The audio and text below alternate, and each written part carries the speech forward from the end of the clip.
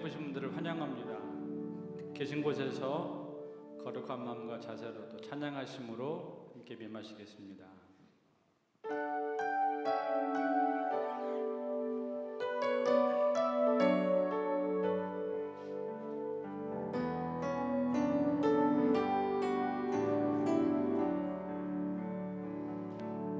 하늘을 보 겨를도 없이 정신없이 세상을 살다가 마음의 먹먹함이 내 삶을 짓누를 때 그제서야 주님을 찾습니다.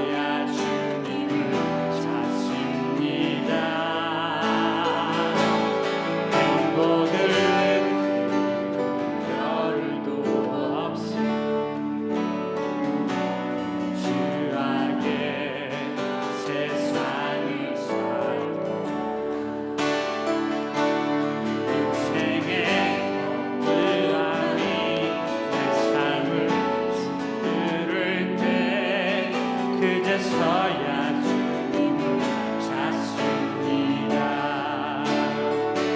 언제나 주님은 그 자리에서 끝까지 놓지 않고 붙드시니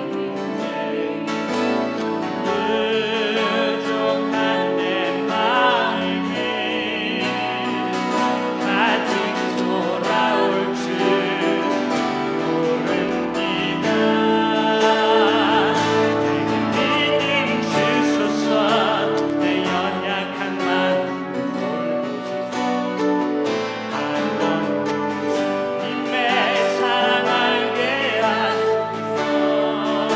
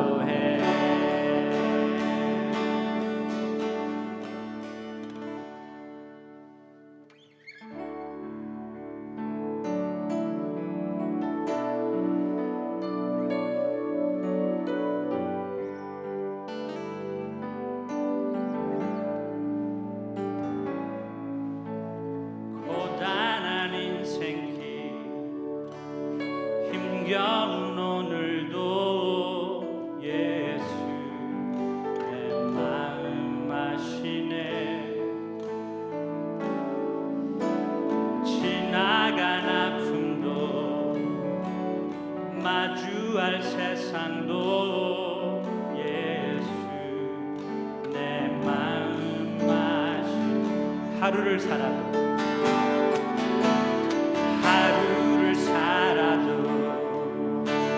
기쁨으로 가리 예수 함께 하시네 후회도 염려도 온전히 맡기니 예수 함께 하시네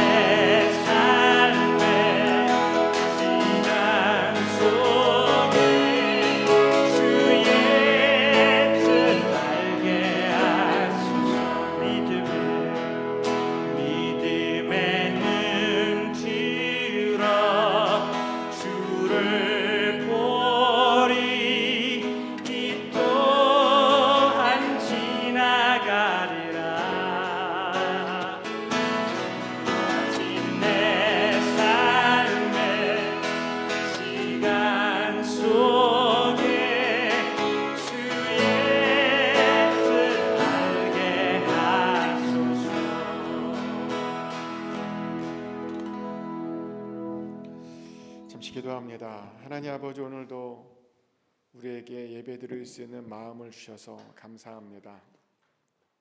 하나님의 말씀을 들을 수 있는 마음을 주셔서 감사드립니다. 그런 여건과 환경을 주셔서 감사합니다. 오늘도 하나님 주의 말씀에 청종하기를 원합니다. 우리 인생 가운데 말씀하시는 하나님의 계획과 뜻과 섭리를 깨달아 알 수 있기를 원합니다.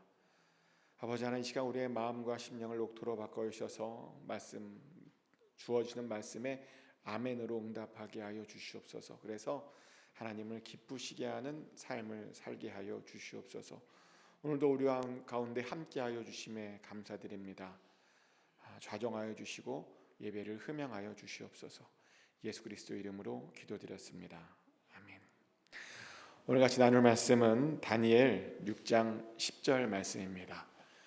다 같이 한 목소리로 읽겠습니다.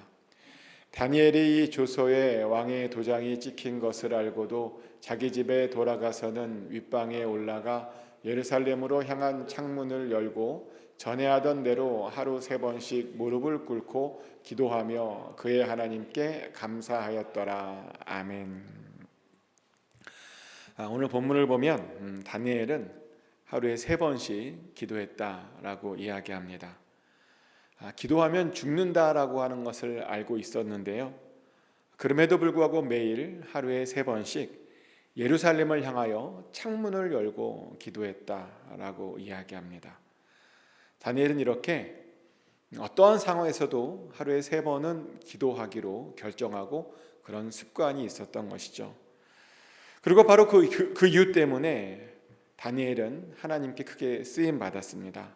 그래서 하나님께서 다니엘과 함께 해주셨습니다. 그래서 질문드립니다.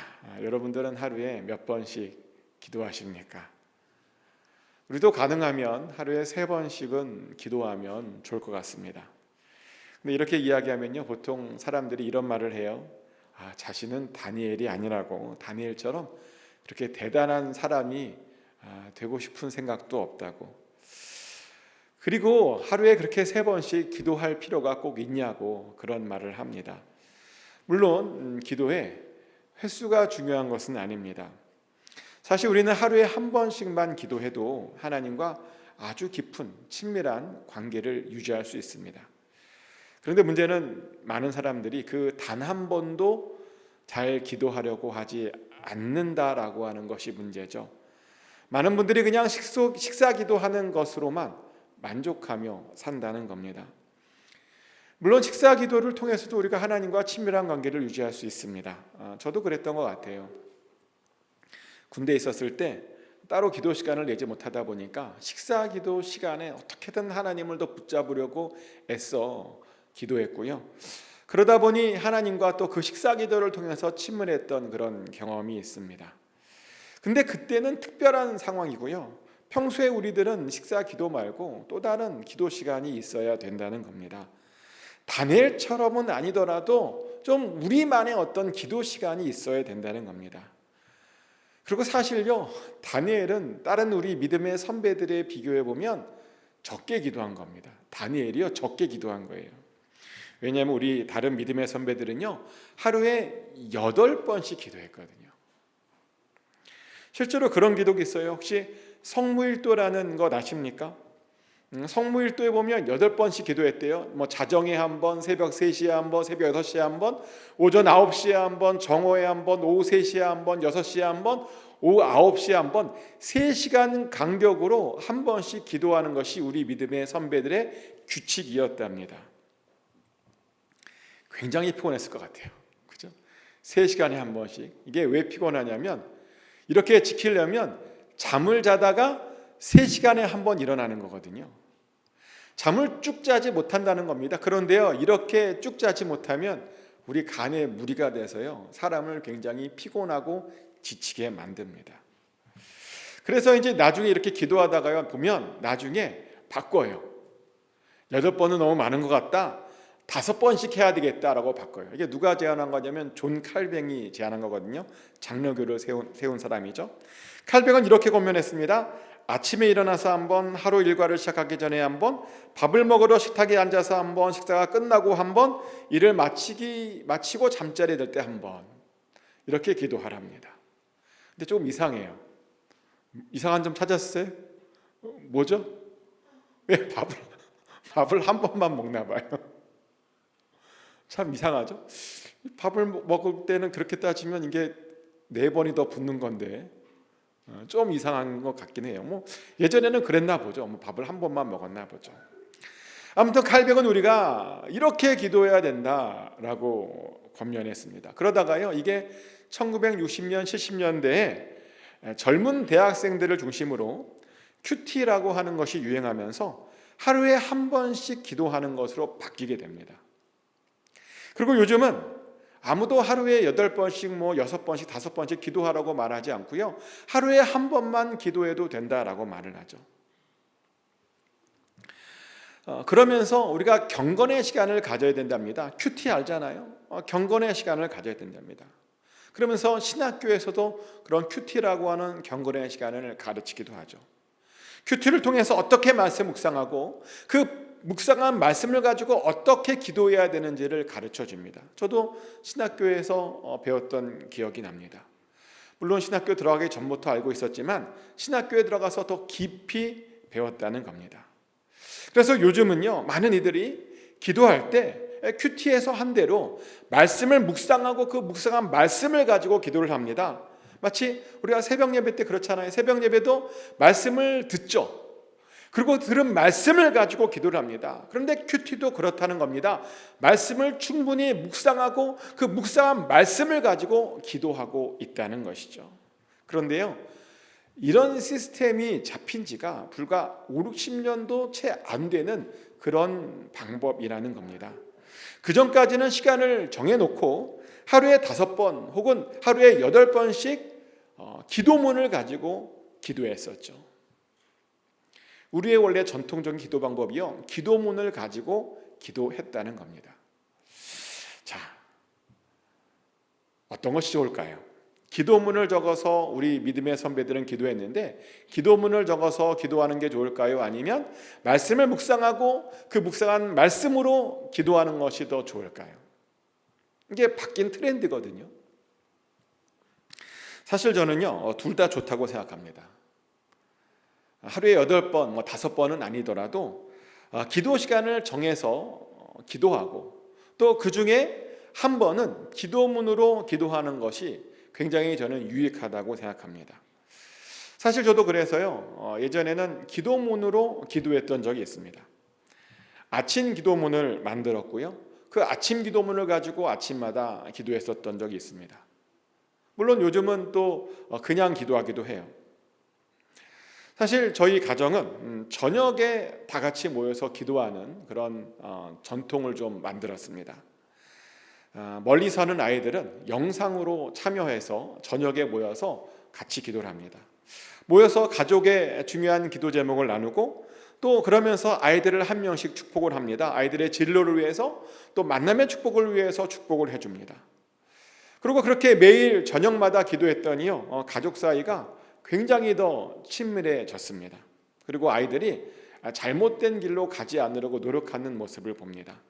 실제로 부모님이 이렇게 기도하고 있다라고 하는 것을 자녀들이 알고 있다 보니까 어떻게든 그 기도대로 바른 길로 가려고 애쓰는 그런 아이들의 모습을 보게 된다는 겁니다.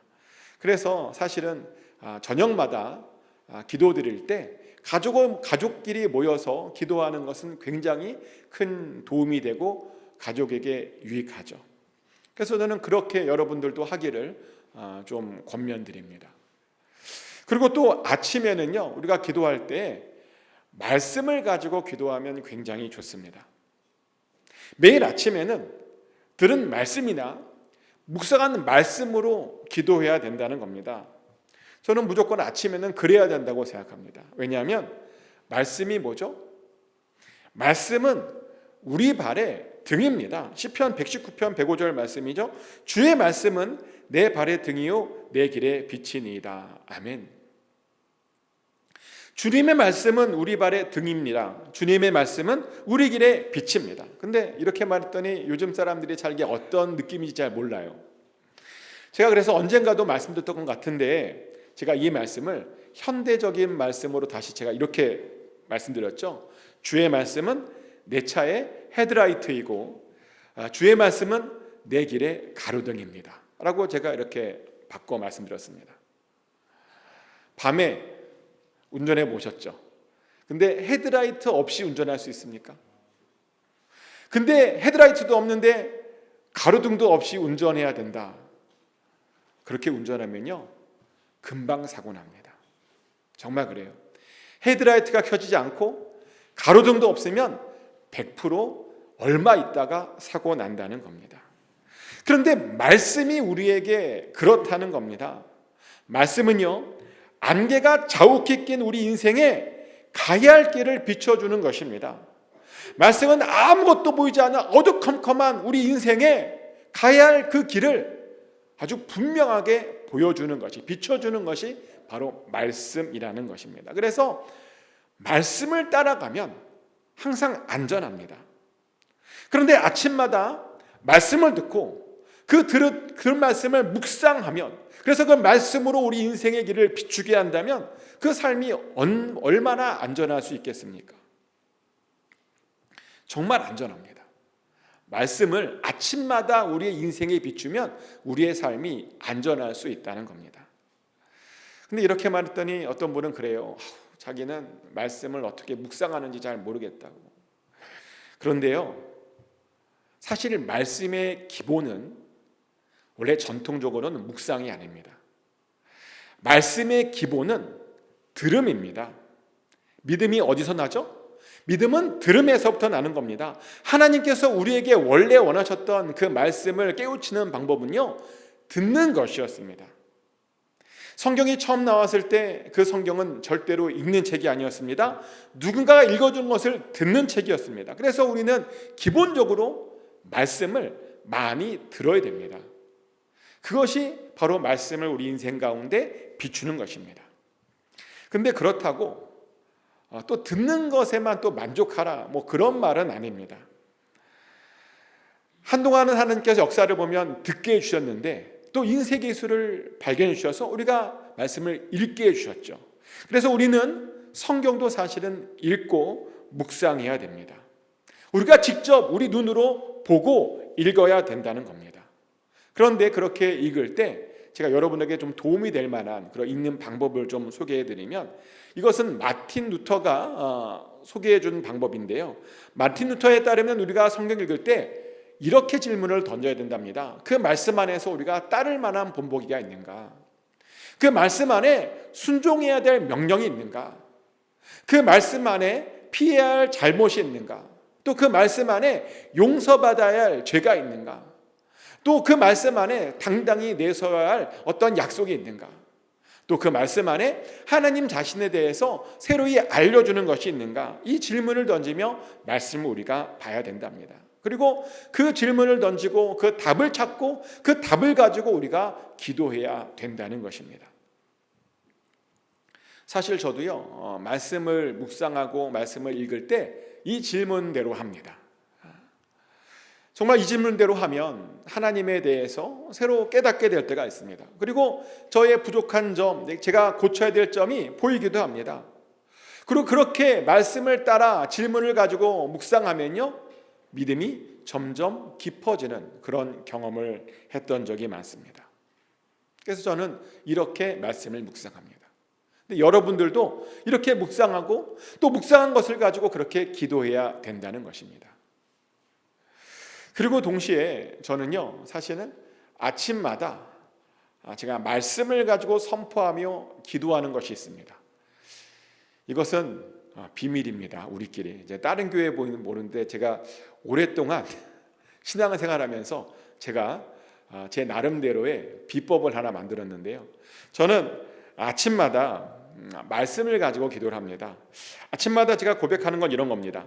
하나님의 눈은 온 땅을 두루 감찰하사 전심으로 자기에게 가는 자를 위하여 능력을 베풀어 주시는 것을 믿습니다. 오늘도 나의 시선이 그러니 오직 하나님만 향하게 해주세요 라고 저는 이렇게 아침마다 고백을 합니다. 이 말씀은 사실은 역대하 16장 9절에 나오는 말씀입니다. 아사 왕이요, 하나님을 의지해야 되는데 하나님 의지하지 않고 자꾸만 이방 왕을 의지하는 겁니다. 그랬더니 선지자가요, 그 아사 왕에게 나타나서 아사 왕에게 이렇게 경고를 했어요. 역대하 16장 9절 말씀인데요. 여호와의 눈은 온 땅을 두루 감찰하사 전심으로 자기에게 하는 자들을 위하여 능력을 베푸시나니 라고 말을 합니다. 하나님의 눈은 온 땅을 두루 감찰하고 있답니다. 그러면서 전심으로 자기에게 향하는 자를 위하여 능력을 베풀려고 그런 사람들을 찾고 있답니다. 우리가 믿는 하나님은요, 찾는 자에게 능력을 베풀어 주시고 상을 베풀어 주시는 그런 하나님이라는 겁니다. 근데 정말 그래요. 하나님은 찾는 자에게 반드시 상을 주시는 분이십니다. 제가 그래서 어떻게 하게 되냐면, 제가 그러고 있더라고요. 제가 저희 아이들한테 어떻게 대하나 봤더니 누구에게 뭔가 더 주게 되냐면 자꾸만 저에게 찾고 저를 찾고 달라 그러고 반기고 안기고 요구하는, 결국 그 자식에게 뭔가를 더 주고 있더라고요. 제가. 근데 우리 하나님도 그렇답니다. 그래서 하나님께서 우리에게 자꾸만 당신을 찾아라, 하나님을 찾아라 라고 말씀하셨던 겁니다. 하지만요, 아사 왕은 찾지 않았대요. 하나님을 향하지 않았답니다. 그러다 보니 하나님의 능력을 경험하지 못했답니다. 정말 안타까운 이야기이죠. 그래서 저도요, 기도를 통해서 하나님을 매일 찾습니다. 하나님께서 전심으로 찾는 자에게 상 주신다면서요, 그렇게 말씀하셨잖아요 라고 제가 이 말씀 의지해서 이 말씀으로 기도하고 하나님께 부르짖습니다. 그런데 우리 모두가 사실은 그래야 된다는 겁니다. 우리가 매일 하나님을 찾아야 된다는 겁니다. 아침마다 하나님을 찾고 하나님의 능력 받기를 간절히 소원해야 된다는 겁니다. 꼭 아침마다 이 말씀대로 찾고 발견되고 능력을 경험하시길 축복합니다. 또한 저는 두 번째로 아침마다 이런 고백을 합니다. 진실로 지극히 작은 자 하나에게 한 것이 하나님에게 한 것이라고 말씀하신 그 말씀을 따라 오늘도 낮고 작은 사람들을 섬기게 하여 주시옵소서라고 아침마다 기도합니다. 이 말씀은 예수님의 비유에 나오는 이 말씀이죠. 마태복음 25장 40절에 나오는 말씀인데요. 제가 읽어드리겠습니다. 임금이 대답하여 이르시되 내가 진실로 너희에게 이르노니 너희가 여기 내 형제 중에 지극히 작은 자 하나에게 한 것이 곧 내게 한 것이라 하시고 아멘. 이 말씀에 따르면 지극히 작은 자 하나에게 한 것이 하나님께 한 것이랍니다. 그래서 우리는 이 말씀을 의지해서 우리도 하나님을 섬기게 해달라고, 지극히 작은 자를 섬김으로 나도 하나님을 섬기게 해달라고 그렇게 아침마다 고백해야 됩니다. 왜 이것을 고백해야 되냐면요, 우리가 이렇게 고백하지 않으면 사실은 지극히 작은 자를 잘 섬길 수 없거든요. 많은 크리스찬들이 어려움에 당한 자들을 도와줘야 된다라는 사실을 다 압니다. 그러며 기회가 있으면 도와주겠다라고 나름 결심도 합니다. 그런데요, 정작 그 상황이 벌어지면 잘 못 도와줄 때가 많습니다. 제가 예전에 그랬는데요, 한국에서 사역을 했을 때 길을 가고 있었는데 어떤 분이 길거리에 쓰러져 있는 거예요. 그런데 도와줘야 되겠다라는 생각이 먼저 들어야 되는데 그게 들지 않고요, 무섭다라는 마음이 들더라고요. 도와줘야 된다라는 것은 알겠는데, 머리는 알겠는데요, 몸이 움직여지지 않았습니다. 그래서 제가 한 게 뭐였냐면 기껏 경찰에 신고하는 것밖에 하지 못했습니다. 물론 그것도 어떤 관점에서는 도와드린 거죠. 그런데 만약 제가 그 즉시 심폐소생술이라도 해야 되는 상황이었다면, 위급한 상황이었다면 늦게 도와드린 것일 수도 있었을 겁니다. 그래서 그것 때문에요, 자책감이 들더라고요. 제대로 못 도와드렸다라고 하는 그런 자책감이 들었습니다. 왜 내 몸이 그렇게 움직여지지 않았나? 왜 두려움부터 먼저 들었나? 라는 그런 자책감이 들었다는 겁니다. 그런데 나중에요, 제 몸이 왜 그렇게 움직여지지 않았는지를 알게 되었는데, 왜냐하면 제가 기도하지 않고 그냥 제 힘으로 할 수 있을 것이라고 생각했기 때문입니다. 제가 마음만 먹으면 제 스스로 그것도 할 수 있을 것이라고 제가 생각했다는 겁니다. 그런데요, 우리는 아무것도 우리 스스로 혼자 할 수 없습니다. 특히 누군가를 도와주는 일, 그런 일은 우리의 힘으로 할 수 있는 것이 아닙니다. 하나님께서 도와주셔야 할 수 있는 일입니다. 내가 아무리 누군가를 도와주고 싶다고 해도 하나님께서 나에게 힘 주셔야 그것을 도와줄 수 있는 것이지, 내가 도와주고 싶다고 도와줄 수 있는 것이 아니라는 겁니다. 그래서 우리는요, 정말 누군가를 도와주고 싶다면 항상 아침마다 기도해야 됩니다. 아침마다 작은 자를 섬기게 해달라고, 섬길 수 있는 믿음과 마음 달라고 그렇게 기도해야 되는 겁니다. 그래야 우리가 누군가를 정말 도와줄 수 있는 것이죠. 또한 우리는 아침마다 우리의 길을 맡기는 기도도 해야 합니다. 저는 그것을 위해서 이렇게 기도합니다. 사람이 마음으로 자기의 길을 계획할지라도 그 걸음을 인도하시는 이는 하나님이신 것을 믿습니다. 오늘 하루 우리를 인도하소서라고 저는 기도를 합니다. 방금 고백한 이 기도도요, 말씀에 있는 말씀 내용이죠. 잠언 16장 9절 말씀인데요, 사람이 마음으로 자기의 길을 계획할지라도 그의 걸음을 인도하시는 이는 여호와시니라. 아멘. 우리는 많은 계획을 가지고 있죠. 그런데 대부분은 우리 인생이 우리가 계획한 대로 잘 흘러가지 않습니다. 그러다 보니 어떤 분들은 이 계획에 대해서 부정적인 마음을 갖습니다. 자신의 계획대로 인생이 흘러가지 않은 것에 대해서 굉장히 스트레스를 받는 분도 있습니다. 저도 옛날에 그랬어요. 막 계획한 대로 안 흘러가니까 혼자 스트레스 받고 혼자 힘들어하고, 그런데 나중에 알게 된 건데 우리가 전혀 스트레스 받을 필요가 없더라고요. 왜냐하면 하나님께서 주시는 것이, 하나님께서 인도하시는 것이 항상 정답이잖아요. 우리 계획이 정답이 아니라 하나님의 계획이 정답이라는 겁니다. 그래서 우리가 계획할지라도 하나님께서 사실은 정답으로 우리를 이끌어 주시다 보니 전혀 거기에 대해서 우리가 스트레스 받을 이유가 없다는 것입니다. 그러다 보니 어떤 애들은 이런 말도 해요. 아유, 그러니까 내가 그래서 계획을 안 세우는 거라고.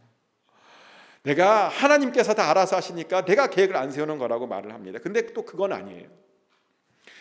우리가 아무런 계획을 세우지 않으면요, 우리의 삶을 인도하시는 그 하나님의 계획을 알지 못하게 됩니다. 예를 들어 이런 겁니다. 제 달력에는 제가 매일 해야 하는 일들을 적어 놓습니다.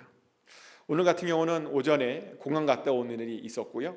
또 동시에 이런 계획도 있었습니다. 수요일 설교 마무리하는 일, 또 금요일 새벽 설교를 준비하고, 또 토요일 새벽 예배 본문을 오늘은 묵상하는 그런 계획이 오늘 잡혀 있는 겁니다. 근데요, 계획을 세웠지만 다 못했습니다. 다 못했어요. 일이 제 생각대로 안 흘러가더라고요. 다 못했습니다. 그런데 이렇게 계획을 세운 것과 세우지 않은 것 사이에는 굉장히 큰 이유가 차이가 있는데, 뭐냐면 세우지 않고 못했을 때는 하나님이 어떻게 간섭했는지, 하나님의 간섭하는 것에 대해서 전혀 알지 못합니다. 내가 계획을 세우지 않았다면 그것이 하나님의 간섭인지도 모릅니다. 그런데 계획을 세웠을 때는 하나님이 오늘 이런 계획을 갖고 있구나, 그래서 이렇게 개입하셨구나, 이렇게 간섭하셨구나 라는 것을 우리가 깨닫게 된다는 것입니다. 지금 나에게 원하는 것이 무엇인지를 알게 된다는 겁니다. 그래서요, 하나님께서 우리의 발걸음을 인도하실지라도 우리는 일단 계획을 세우는 것이 맞습니다. 그러면 우리는 매일 그것을 고백해야 됩니다. 내가 계획을 세울지라도 하나님께서 인도하실 것을 우리는 고백하고, 더불어 하나님의 계획에 순종할 것도 우리는 고백해야 됩니다. 그러면요, 정말 기쁜 마음으로 순종할 수 있게 됩니다. 내 인생이 내 뜻대로 흘러가지 않을지라도 오히려 감사할 수 있고 기뻐할 수 있는 그런 행복한 인생을 살게 된다는 겁니다. 그렇게 평탄한 삶을 살 수 있게 된다는 겁니다. 또한 우리는 매일 아침마다 하나님의 보호하심을 위해서 간구해야 합니다. 저는 이렇게 기도합니다. 우리가 물 가운데 지날 때에도 우리와 함께 하시며, 강을 건널 때에도 물이 우리를 침몰치 못할 것이며, 우리가 불 가운데 행할 때에도 타지 아니할 것이요 불꽃이 우리를 사르지 못할 것을 믿습니다. 오늘 하루를 안전하게 하소서라고 기도를 합니다. 이 말씀도 성경에 있는 말씀이죠. 이사야 43장 1절부터 2절까지 말씀입니다. 야곱아, 너를 창조하신 여호와께서 지금 말씀하시느니라. 이스라엘아, 너를 지으신 이가 말씀하시느니라. 너는 두려워하지 말라. 내가 너를 구속하였고 내가 너를 지명하여 불렀나니 너는 내 것이라. 내가 물 가운데로 지날 때 내가 너와 함께 할 것이라. 강을 건널 때 물이 너를 침몰하지 못할 것이며, 내가 불 가운데로 지날 때 타지도 아니할 것이요 불꽃이 너를 사르지도 못하리니. 아멘. 우리 하나님은 우리를 창조하신 창조주랍니다. 우리를 지으신 분이시랍니다. 그런데요, 그렇게 지음을 받는 우리들이 마땅히 해야 될 것이 뭐냐면 절대로 두려워하지 않는 것이랍니다. 맞습니다. 우리 하나님 우리를 창조하시고 구속하시고 지명하여 불러주셨습니다. 우리는 하나님의 소유입니다. 때문에 절대로 우리는 아무것도 두려워할 필요가 없습니다. 물 가운데 지날 때에도 물이 우리를 어쩌지 못한답니다. 불 가운데 지날지라도 불이 우리를 어쩌지 못한답니다. 하나님께서 지명하여 부르신 자들은 항상 하나님께서 그렇게 보호해 주시겠다라고 분명히 성경에 말씀하시고 계십니다. 그래서 저는요, 이 말씀 붙들고 매일 아침마다 저와 가족의 안전을 위해서 구합니다. 그랬더니 지금까지요, 정말 하나님의 은혜로 별일 없이 잘 지내올 수 있었던 것 같습니다. 사실 많은 위기가 있었죠. 간발의 차이로 사고를 모면할 때도 있었는데요, 그런데 이런 기도 덕분에 하나님께 은혜를 입었고 무사히 잘 지낼 수 있었다는 것입니다. 또 아침마다 저는 지혜를 위해서 이렇게 간구합니다. 대저 여호와는 지혜를 주시며 지식과 명철을 그 입에 내시며 정직한 자를 위하여 완전한 지혜를 예비하시며 행실이 온전한 자에게 방패가 되시는 것을 믿습니다. 오늘 하루를 지혜롭게 하소서라고 기도를 합니다. 이건 역시 성경에 나오는 말씀인데요, 잠언 2장 6절부터 7절까지의 말씀입니다. 대저 여호와는 지혜를 주시며 지식과 명철을 그 입에 내시며 그는 정직한 자를 위하여 완전한 지혜를 예비하시며 행실이 온전한 자에게 방패가 되시나니. 아멘. 지혜는 하나님께서 주시는 것입니다. 그런데 하나님께서 정직한 자를 위해서 완전한 지혜를 예비하신답니다. 행실이 온전한 자에게 방패가 되는 그 지혜를 주시겠다라고 말씀하십니다. 그래서 우리는요, 우리 인생의 방패를 얻기 위해서 하나님께 지혜를 얻어야 됩니다. 그리고 정말 지혜가 있으면 우리가 인생에서 성공하게 됩니다. 목사들 사이에 이런 농담 반 진담 반의 이야기가 있는데요, 하나님께서 크게 사용하시는 목사님 중에 서울대 출신이 없대요. 혹시 보셨어요? 크게 쓰시는 분 중에 서울대 출신, 서울대 출신만 없습니까? 보니까 연대 출신도 없고요, 고대 출신도 없어요. 김동호 목사님 아시죠? 김동호 목사님 아시죠? 예, 되게 참 존경하시는 분이신데, 이야기를 들어보니까 그분은 공부를 별로 못해갖고요, 상고를 나오셨대요. 이렇게 의외로 꽤 하나님께서 크게 쓰시는 그런 분들의 그 학력들이 별로 좋지 않은 모습들을 우리는 많이 봅니다. 세상은 공부 잘하는 사람이 성공할 것 같은데요, 아니요. 공부 잘한다고, 똑똑하다고, 많이 배웠다고 성공하는 것이 아니더라는 겁니다. 공부 잘하는 사람이 아니라 지혜로운 사람이 성공하고, 지혜로운 사람이 하나님께 쓰임 받더라는 겁니다. 그래서 솔로몬에게 뭘 준 거예요? 다른 거 준 게 아닙니다. 솔로몬에게요, 지혜를 준 겁니다. 그래서 우리도 날마다 지혜를 구해야 됩니다. 세상 지혜가 아니라 하나님께서 주시는 그 지혜를 아침마다 구해야 된다는 겁니다. 그래야 인생 방패를 얻고 우리도 하나님께 크게 쓰임 받을 수 있다는 겁니다. 또한 저는 매일 아침마다 이렇게 평강을 구합니다. 평강의 주께서 친히 때마다 일마다 우리에게 평강을 주실 것을 믿습니다. 이것도 성경 말씀에 있는 구절인데요, 데살로니가후서 3장 16절 말씀입니다. 평강의 주께서 친히 때마다 일마다 너희에게 평강을 주시고 주께서 너희 모든 사람과 함께 하시기를 원하노라. 아멘. 우리의 삶에는 하나님의 평강이 필요합니다. 모든 것을 다 가지고 있어도 평강이 없으면 제일 불행한 사람이죠. 근데 이렇게 불행한 사람들이 많습니다. 다 가지고 있는데 평강이 없어서 불행한 삶을 살고 있는 사람들이 정말 많다는 겁니다. 그래서 우리에게 가장 필요한 것이 뭐냐? 궁극적으로 필요한 것이 뭐냐? 바로 평강입니다. 그리고 그 평강은 하나님께서 우리와 함께 하시는 증거이기도 합니다. 평강은 하나님께서 함께 주시는 자가 누리는 것입니다. 아무나 누릴 수 있는 것이 아니라는 겁니다. 그래서 저는 매일 아침마다 하나님께서 주시는 그 평강을 그렇게 구합니다. 여기까지가 제가 아침마다 말씀을 붙들고 기도하는 기도문입니다.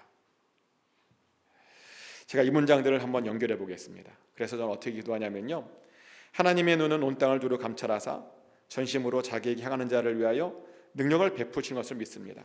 오늘도 나의 시선이 오직 하나님만을 향하게 하소서. 진실로 지극히 작은 자 하나에게 한 것이 하나님에게 한 것이라고 말씀하신 그 말씀을 따라 오늘도 낮고 작은 사람들을 섬기게 하소서. 사람이 마음으로 자기의 길을 계획할지라도 그 걸음을 인도하시는 이는 하나님이신 것을 믿습니다. 오늘 하루 우리를 인도하소서. 우리가 물 가운데 지날 때에도 우리와 함께 하시며 강을 건널 때에도 물이 우리를 침몰치 못할 것이며 우리가 불 가운데 행할 때에도 타지 아니할 것이며 불꽃이 우리를 살지 못할 것을 믿습니다. 오늘 하루 안전하게 하소서. 대저 여호와는 지혜를 주시며 지식과 명철을 그 입에 내시며 정직한 자를 위하여 완전한 지혜를 예비하시며 행실이 온전한 자에게 방패가 되시는 것을 믿습니다. 오늘 하루 지혜롭게 하소서. 평강의 주께서 친히 때마다 일마다 우리에게 평강을 주실 것을 믿습니다. 예수님 이름으로 기도합니다. 저는 이렇게 하나님께 매일 기도합니다. 그리고 여러분들도 이렇게 기도하기를 원합니다. 물론 각자 기도하고 있는 것들이 있을 겁니다. 그렇게 계속 기도해도 좋습니다. 근데 없다면 이렇게 기도하면 큰 도움이 될 것 같아서 제가 소개시켜 드리는 겁니다. 정말 소망하는 것은 이 기도대로 우리의 삶이 그렇게 되기를 소망합니다. 날마다 하나님의 능력을 경험하고, 날마다 작은 자들을 섬기고, 또 날마다 하나님의 인도하심을 받고, 날마다 하나님의 보호하심을 받고, 날마다 지혜로우며 날마다 주님께서 주시는 평강을 누리는 그런 삶을 살기를 소망합니다. 꼭 그렇게 사셨으면 좋겠습니다. 축복하는 것은 이렇게 기도하심으로 믿음의 사람들이 누리는 그것을 충분히 누리셔서 하나님의 은혜 아래 항상 거하시기를 예수 그리스도 이름으로 축복합니다. 같이 기도합니다. 하나님, 지난 9주간 우리가 기도에 대해서 나눴습니다. 여러 가지 기도들에 대해서 나눴는데 오늘 마지막으로 우리가 매일 어떻게 기도해야 될 것인지에 대해서 나눴습니다. 매일 기도하기를 원합니다. 말씀을 붙들고 아침마다 기도하기를 원합니다. 또 저녁에는 가족들이 모여서 같이 또 삶을 나누며 기도할 수 있게 원합니다. 그래서 우리의 삶이 항상 하나님께 은혜를 입게 하여 주시고 우리의 가정이 정말 주님께서 주시는 기쁨과 즐거움과 감사로 넘치는 가정 되게 하여 주시옵소서. 기도하는 것마다 응답받고 날마다 기적을 경험하는 그런 복된 삶을 우리 모두가 다 누리게 하여 주시옵소서. 그렇게 인도하여 주실 줄 믿습니다. 그렇게 응답하여 주실 줄 믿습니다. 감사드리며 살아계신 예수 그리스도 이름으로 기도드렸습니다. 아멘. 우리 중보 기도하기를 원하는 것은